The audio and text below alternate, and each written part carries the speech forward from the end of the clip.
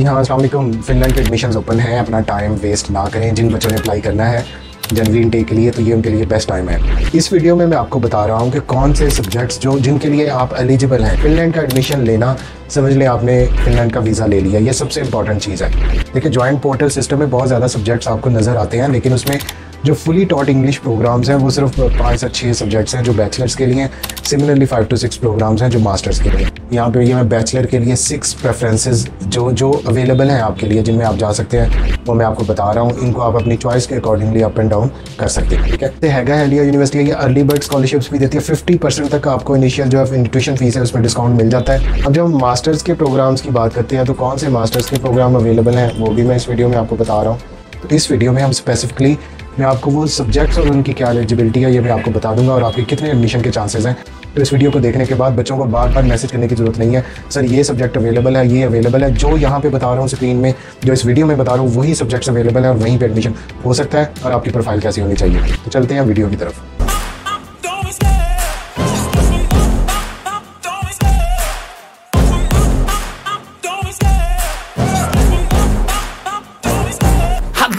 आपके सामने ये जॉइंट पोर्टल की जो पेज है, जॉइंट पोर्टल का पेज है, वो आपके सामने खुला हुआ है। यहाँ पे ये मैं बैचलर के लिए 6 प्रेफरेंसेस जो अवेलेबल हैं आपके लिए, जिनमें आप जा सकते हैं, वो मैं आपको बता रहा हूँ। इनको आप अपनी चॉइस के अकॉर्डिंगली अप एंड डाउन कर सकते हैं, ठीक है। फर्स्ट है bachelor of business administration, business information technology, ठीक है। जिन बच्चों का IT का बैकग्राउंड है, जिनका ICS है, जिनका इंजीनियरिंग है, जिनका ये वाले सब्जेक्ट्स हैं, तो वो इसमें एलिजिबल हैं। ICOM है जिनका, ठीक है, जिनके पास जिन्होंने, लेकिन बायो वाले बच्चे इस सब्जेक्ट्स के लिए एलिजिबल नहीं है। अगर आपके मार्क्स मोर देन 55% हैं आपके इंटरमीडिएट में मार्क्स, तो आप एलिजिबल हैं इस यूनिवर्सिटी में अप्लाई करने के लिए। यूनिवर्सिटी का नाम है हैगा Hailea university of applied sciences, Helsinki, और इसका पसीलिया कैंपस, ये आगे इसके जो शहर हेलेंस्की जो इनका कैपिटल है वहाँ पे, और इस यूनिवर्सिटी का जो कैंपस है उसका नाम है पेसिलिया, ठीक है, पेसिलिया। तो इस यूनिवर्सिटी में आपका जो है वो बिज़नेस एडमिनिस्ट्रेशन अवेलेबल है। इसके अलावा bachelor of business administration, entrepreneurship and team leadership, team entrepreneur path, temporary university of applied sciences में ये सब्जेक्ट अवेलेबल है। मैं यहाँ पे आपको इस सब्जेक्ट के बारे में बता दूँ, तो ये सब्जेक्ट जो है इसमें आपका UAS का जो एग्ज़ाम है, यूनिवर्सिटी ऑफ अप्लाइड साइंसेज का जो एंट्रेंस एग्ज़ाम है, उसके बगैर भी आपका एडमिशन हो जाएगा। आपके आइल्स में not overall 6 not less than 5.5 into each module होने चाहिए।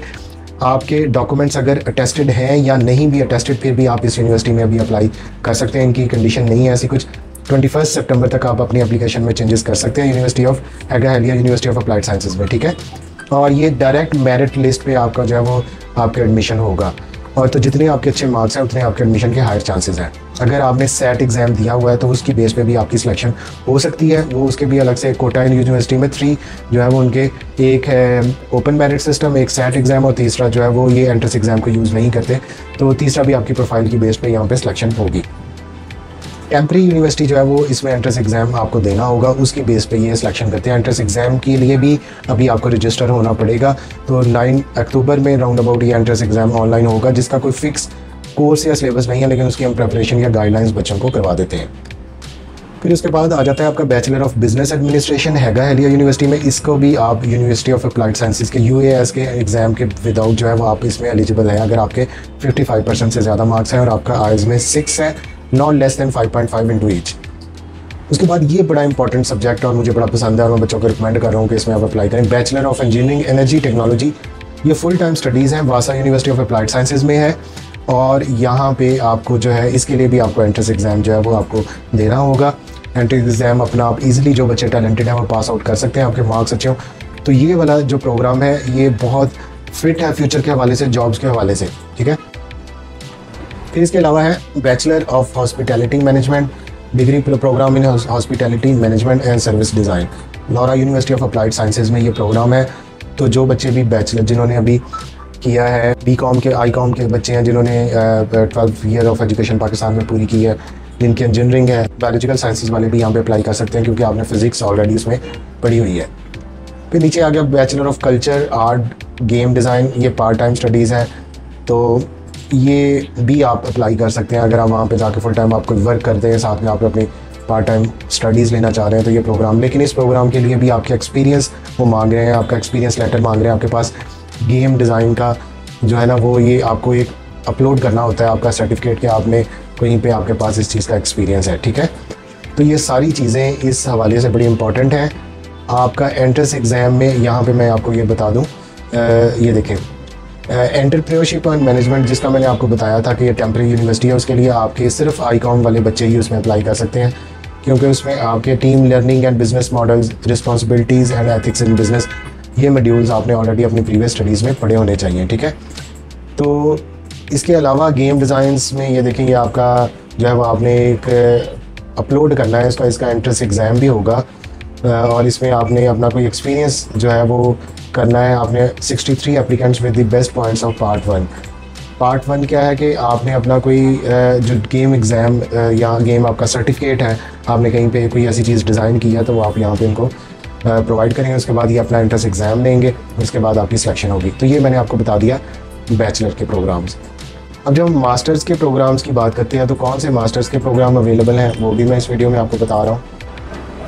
मास्टर में जो प्रोग्राम अवेलेबल हैं जनवरी स्प्रिंग इनटेक के लिए फ़िनलैंड में, तो उसमें है master of business administration, business management, Turku university of applied sciences, master of business administration, business technologies, ये हैगा इंडिया यूनिवर्सिटी में। ये भी फिर एंट्रेंस एग्ज़ाम के अलावा ही जो है एक्सेप्ट कर रही है।